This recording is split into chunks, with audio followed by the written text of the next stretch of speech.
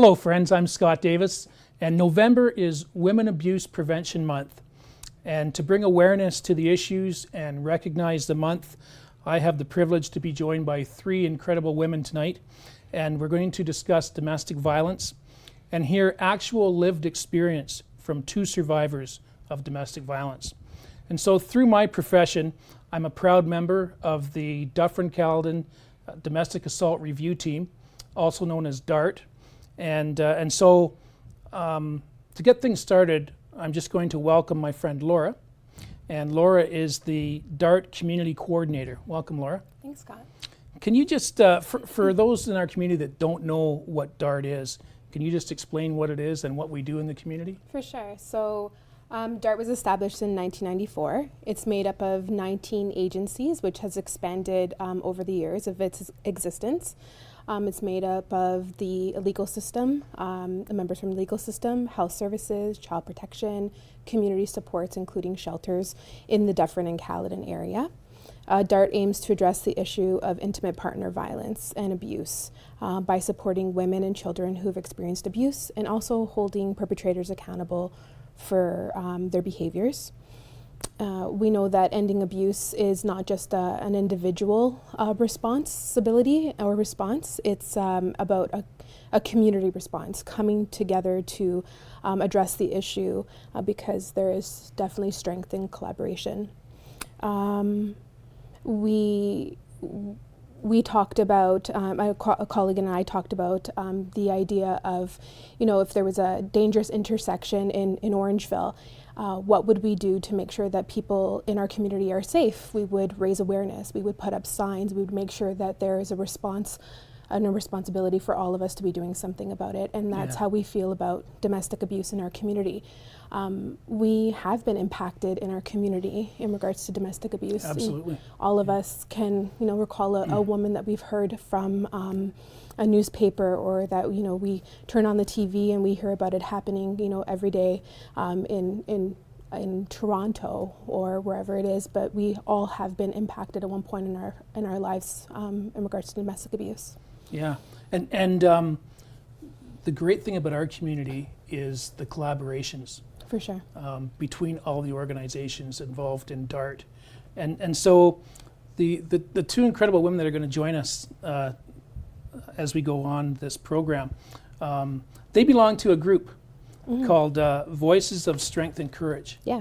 And so can you just talk a little bit about how that group came to be and what that's made up of? For sure. So in regards to the funding that we received, it's through the Ministry of Children and Community Social Services.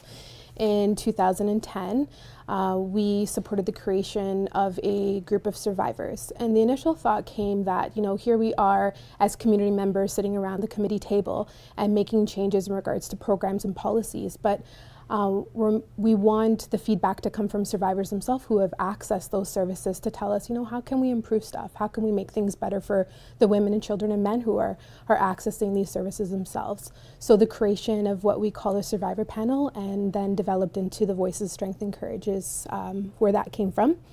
It is a group of women who have experienced abuse at some point in their life, intimate partner abuse, who have come together and are now advocates. Originally, it started off as getting feedback from these members to share through myself to the actual DART committee, and then it flourished. And I've been so completely honored to work with these women who just are now advocates for other survivors. We have worked on projects like our Book of Courage, which people can find on the website, the Dufferin-Caledon.com. And then it's even become trainings and presentations and things like that for service providers about how we can improve our services and make things better. Yeah. And I know you are leading these women to do wonderful work. So congratulations to you for your leadership and the role that you play in that group. And so speaking of survivors and members of the Voices of Strength and Courage, I'd like to introduce our friend Maureen. And Maureen has been, I think you've been part of that panel since its inception, is it not? Yeah. And so you come to us as a survivor and somebody who has lived through domestic abuse. And Maureen, can you just kind of tell us in a few minutes an overview of what brought you to this point and a little bit about your relationship? Absolutely. I married in 1982, someone who I thought that I loved, and I thought he loved me too. Unfortunately, it didn't take long before things took a turn, and within a couple of months of being married was the first violent attack. And where most people would say, you know, why didn't you just leave? He promised it would never happen again. And being newly married, I wanted to believe him. I wanted to believe it was never going to happen again. Sure. We stayed together for 14 years. 2 sons who are now in their 30s. They were, at the time I left, 9 and 11 years old. Wow. It was challenging. And when people would ask, you know, why would you stay? I stayed because I thought we could fix it. I thought we could make it better. And the reasons changed over the years. Eventually, I just stayed out of sheer fear. He had told me that he was going to kill me if I left, and I had certainly been attacked for much less than walking out the door. But after a very serious incident, including a hostage taking, it was time to leave. I had gotten to the point where, and I had known towards the end that I would have to leave. Right. I had known he had, on one particular incident, he had approached me in the living room and struck me in the face 3 times. And it was one of the few incidents that I don't remember what preceded it, what was said or not said, what was done or not done. It's one of the few times I can't remember what prompted the incident. But he struck me in the face 3 times and then said, I know you're going to pout about this. I'm going to give you 3 days to get over it. And something in that moment, I woke up. It was like waking from a coma. And for the first time in all those years, I realized this had nothing to do with me. This wasn't about me. I didn't start it.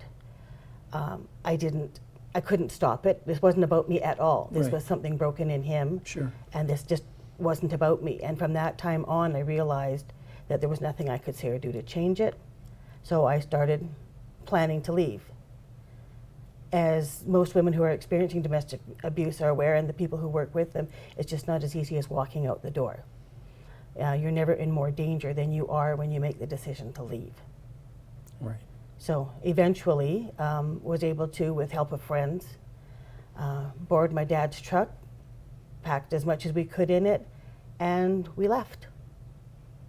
And it took a lot of, it wasn't easy, it was very challenging. There was a lot of healing to do, and I had a life to build over with 2 young sons, and I've been very fortunate with the supportive friends and family. I've been very fortunate to rebuild a life. What was the impact on your kids then? It was very difficult for the kids. The kids wanted to leave. They had to see, while they were never physically abused, certainly mentally, emotionally, they saw a lot, they heard a lot. They were ready to leave. They wanted to go. So even they said towards the end, can we just not live here anymore?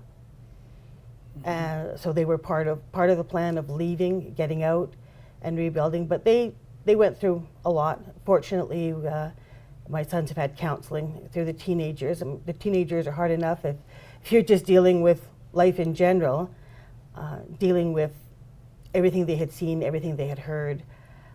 He also pursued us after the fact. So there was several incidents after that where he tried tracking us down, tried chasing us down the road. There were a number of incidents after that. Fortunately, and it didn't happen overnight. Leaving is never it's never one event. It's a process. Right. By the time you realize that you need to leave, you find a safe way to get out, and there's a lot of rebuilding to do in the aftermath. Mm-hmm.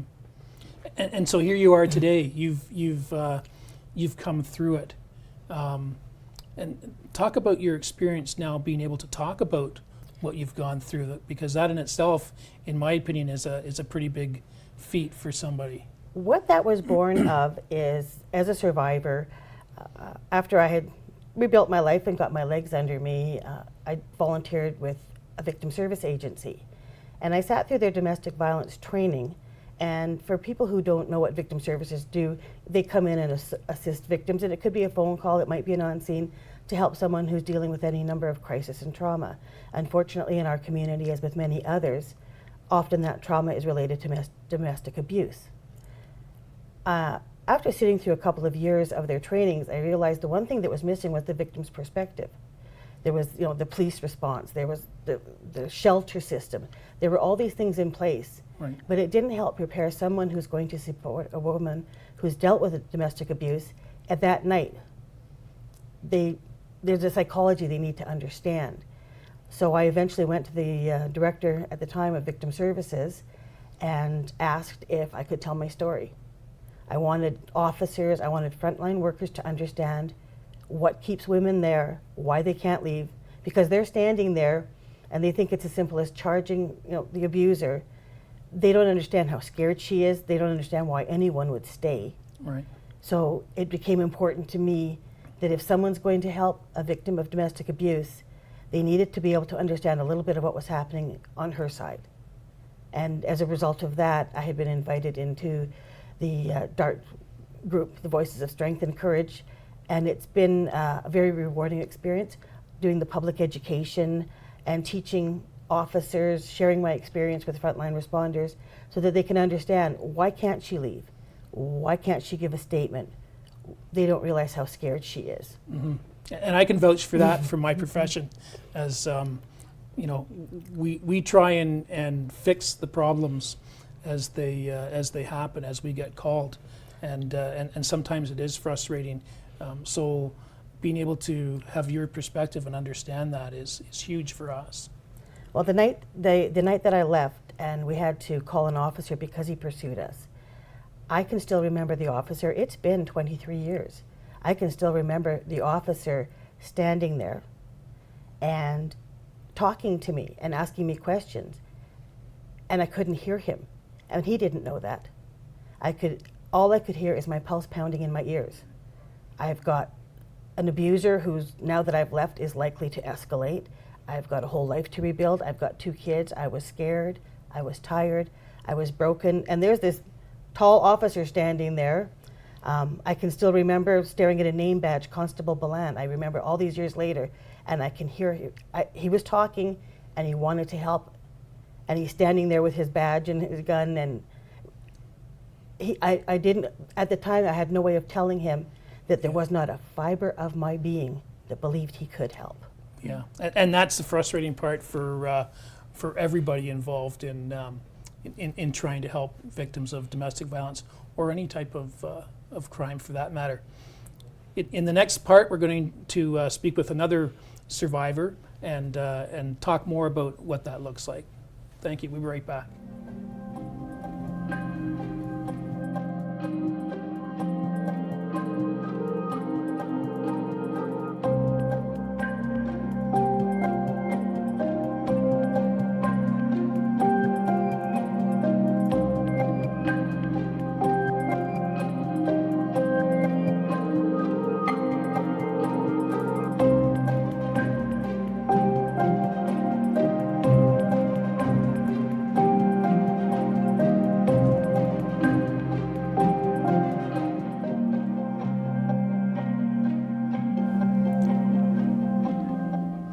Okay, welcome back to our second part in our conversation about domestic violence.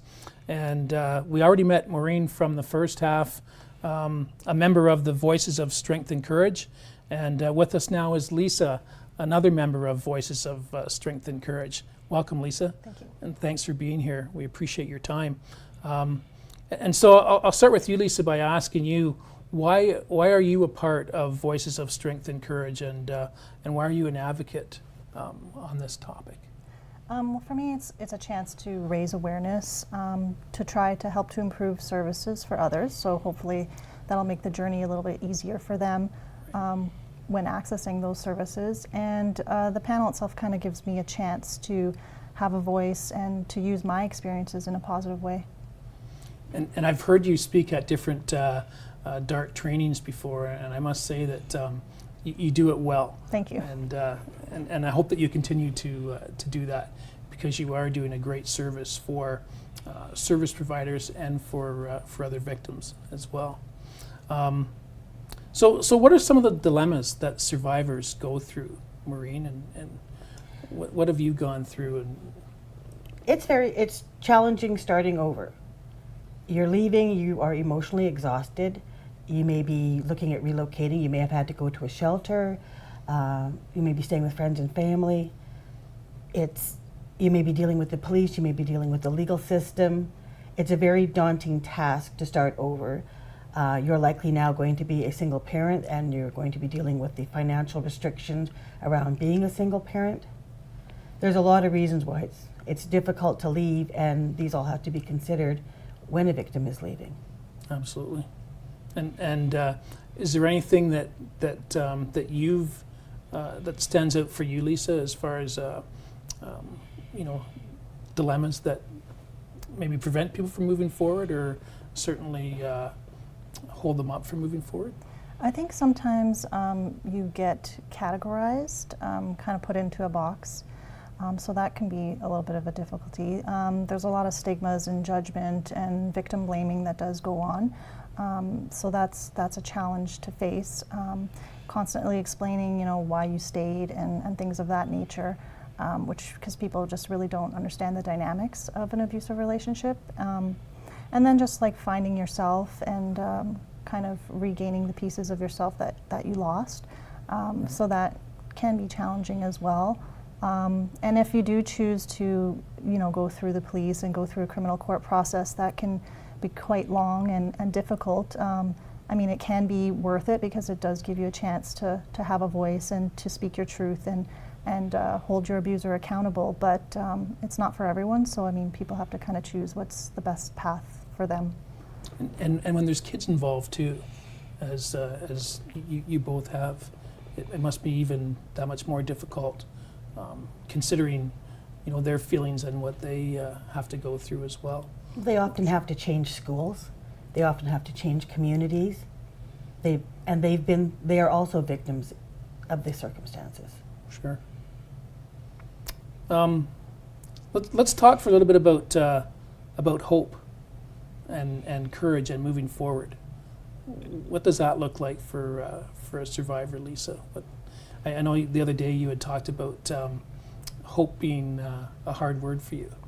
Yeah, I did struggle with it. I think it took some time to kind of reconcile that hope, because it kept me stuck. So rather than having that hope, for that other person or that relationship or whatever it was that kept you stuck in that relationship, you kind of have to reconcile that and have hope for yourself and for your own future, and just find the pieces of yourself to live a better life. Right. So how did you find hope and courage to move forward, Maureen? I found it when I changed my mindset. I had stayed for many years because he had told me that he would kill me if I left. I left when I realized it was entirely possible he could kill me for staying. And that's when I realized I needed to get out. And probably most of my hope came from my children. I was very, very tired, very stressed out, and they gave me something to fight for when I didn't think I was worth fighting for. So what I couldn't do for myself, I could do for them. Wow. And so for both of you, how are your kids today, and your relationships? How does that changed, or has it strengthened? Oh, we are amazingly close. My sons are now in their 30s, very supportive of the advocacy work I do. They understand and champion the cause of people talking about it, getting help, keeping people safe. They will always carry the scars of what they saw and what they heard, but I'm really proud of who they've grown up to be. Good. And Lisa, can you? Yeah, my daughter's touch on still that? very young, so it's a little different. But obviously, her and I are very close. It did have effects on her that I think, unfortunately, do linger, and will probably carry over into adulthood. But that's still yet to be seen. So. Right. So, what are some of the ways that your family and your friends and even the community can help someone experiencing domestic abuse? Any ideas on what we can do? One of the to help biggest a things victim? I've found is people need to be able to listen without judgment. Without fail, after I left, anyone that I talked, there's often this sort of testing of the waters. Before I left, I've had a sister-in-law who I finally started talking to, and it would have been really easy for her to say, you know, why are you staying? We need to get you out. She didn't. She made a cup of coffee and sat down and we talked all night. And you need someone to listen without judgment. Every time I talk to someone about what happened, without fail, their first response is, why did you stay? Why would you stay? And while it was a well-intentioned question and a very natural question, they didn't understand that what I heard them ask was, what, are you stupid? That's what I heard. I wasn't stupid, I was broken. And having people in my life that could listen to what I had to say without judgment was huge. And if you judge, if there's any reluctance on anyone's behalf, it's easy to stop telling your story. Yeah. And Is it the same for you? Yeah, I would kind of echo some of that. And I found that some people would withdraw. Like, I guess they would think that they were going to get drawn into something. They didn't want to get involved. They didn't know what to say. They felt uncomfortable. But really, they need to know that they don't really have to do anything. Just being there, being that non-judgmental support, you know, listening, it just helps you to know that you're not alone in it. And I think that's so much more important than people really realize. Yeah, good points. What do you know now that you wish you knew then? Is there anything that comes to mind, Lisa, when I say that? Well, for me, I kind of look at an abusive relationship now. Like you're in this jungle and you're surrounded by this fog, and you know there's dangers around you, but you don't quite know the extent of those dangers or how easily you could be killed at any moment. It's only once you kind of crawl your way out and you crawl up this mountain and you look back down at where you were that you really realize that full extent of the dangers that you were within, and on the other side you just have this, you know, beautiful clearing waiting for you, and that's the life that you now get to live that you didn't know existed when you were in this bubble of the abusive relationship. Because I mean, that's really the loneliest place that you'll be is within that abusive relationship. Well, that's a powerful way to put it. Yeah. Mm-hmm. I wish I had known that I was worth so much more than the relationship that I was in. You may go into it because you have, and I've tried to think of another term for it other than low self-esteem, but just not having a sense of your own self-worth. And you spend years with someone who erodes that on an ongoing basis. It took a long time to realize that I was worth so much more than that. And I wish that's my goal here, is hoping that people who are currently experiencing an abusive relationship will understand. I know it's really hard. The view from the inside and the view from the outside are very different, but you're worth so much more than that. And so that kind of ties into what I was going to ask next. If you can tell someone who's experiencing domestic abuse one thing, what would that be? That you're not alone. You know, there's supports out there to help you, and you don't have to go through any of it alone. I think that's important to know. What are some things that you're optimistic about? I think we're making some significant changes. One of the things you might have noticed is we often use the word domestic abuse as opposed to domestic violence, because domestic violence captures the physical attack. And there are women experiencing domestic abuse, verbal, emotional, physical, death threats, who look at it as, well, he hasn't hit me, so he's not really abusing me. But he is. So we're changing the language around it. I think I personally have seen a significant difference in some of the frontline crisis response agencies in how they might approach a victim, how they might question her, what they might offer her, realizing that right now she's really stressed out, she's in a huge crisis, and maybe she can't answer all the questions that you need answered. So I think we're seeing a lot more supports in place for women, and I think it's important that they also know that make a phone call. There are victim service agencies, there are shelters. You don't have to leave to get help. You can make a phone call and get confidential, non-judgmental support and safety planning, find out what your options are. Talk to someone. Okay. Lisa, anything to add to that? Well, I think that were some really great points. I think a lot of us, our goal is just really to continue, to help others and hopefully make some positive changes, and hopefully what we're doing here is making some difference in that. And I think we all just want to continue to, live our lives free of abuse and want to see others do the same. Absolutely, and everybody deserves that, right? And so we just have a couple minutes left. If you can just touch on, if you had a wish, or if you had a chance to change something with the justice system, is there something that you would recommend that way? Yeah, I think that it's quite difficult for survivors going through this. You're kind of a piece of evidence in going through it, so it can be dehumanizing in a lot of ways when going through that process. But I think as long as the Crowns and the police officers and people who are involved in that process can remember that you are a human and to treat you like a human, that can kind of ease that process a little, so it's not as difficult in going through it.